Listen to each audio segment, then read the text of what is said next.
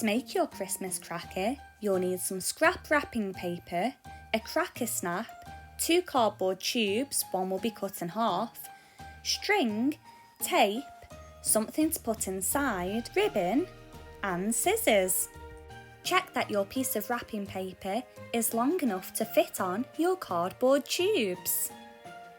Take the full-length cardboard tube and thread through your cracker snap. Secure this in place using some tape.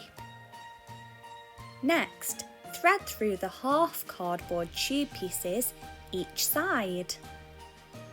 Roll these in your wrapping paper, starting at the end, then secure it in place using a piece of tape.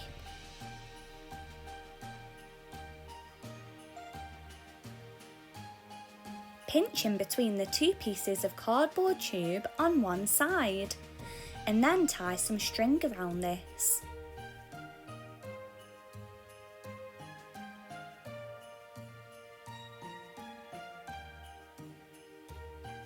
Then choose something to put inside.